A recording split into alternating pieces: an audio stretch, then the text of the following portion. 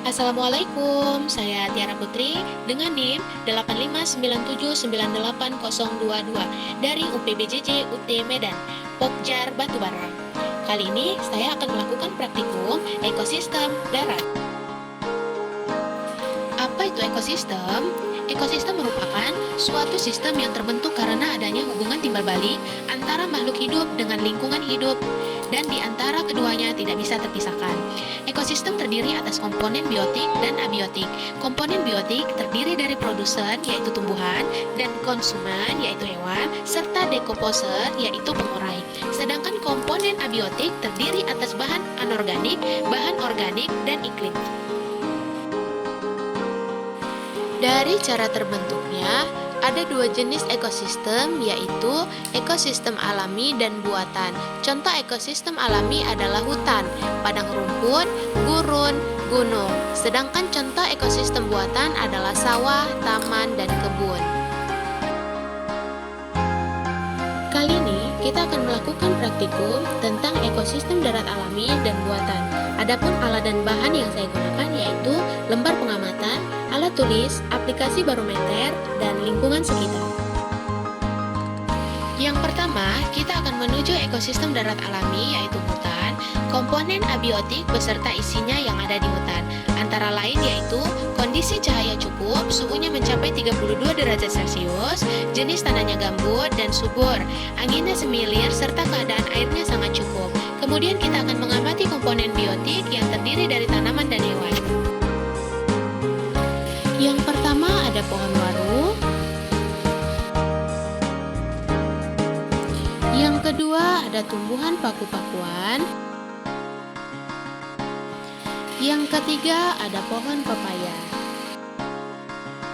Yang keempat ada pohon mengkudu. Dan yang terakhir ada tanaman winahong. Kelima tanaman tersebut saling berinteraksi dengan komponen abiotik di lingkungannya, di mana tanaman membutuhkan cahaya matahari, air, dan juga tanah untuk membantu proses pertumbuhan dan perkembangannya. Selain itu, dalam beberapa tanaman juga membutuhkan hewan yang dapat membantu proses penyerbukan. Selanjutnya, kita akan mengamati beberapa hewan. Nah, hewan yang pertama yaitu semut, kedua belalang, ketiga capung,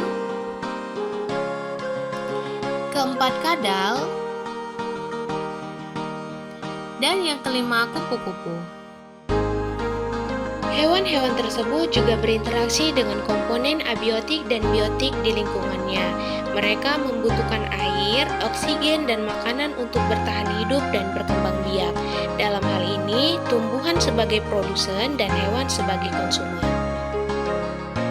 Nah, selain itu, juga ada dekomposer atau pengurai. Mereka adalah makhluk hidup atau organisme yang memperalat energi dengan cara menguraikan sisa-sisa makhluk hidup lain yang sudah mati. Nah, dalam hal ini, pengurai yang ditemui yaitu jamur, bakteri, dan cacing. Selanjutnya, kita menuju ekosistem darat buatan, yaitu sawah.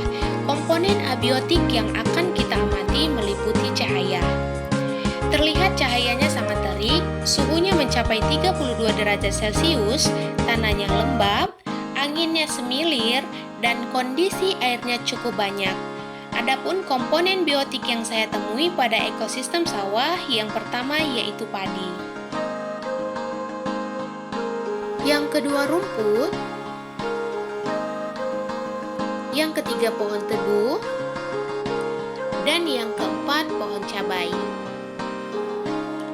Semua tanaman tersebut saling berinteraksi dengan komponen abiotik, di mana mereka membutuhkan cahaya matahari, air, dan tanah untuk membantu mereka dalam proses pertumbuhannya.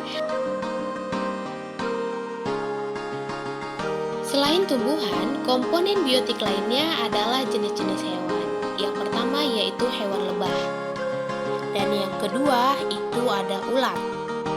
Adapun dekomposer atau pengurai yang ditemui di ekosistem sawah yaitu bakteri dan cacing.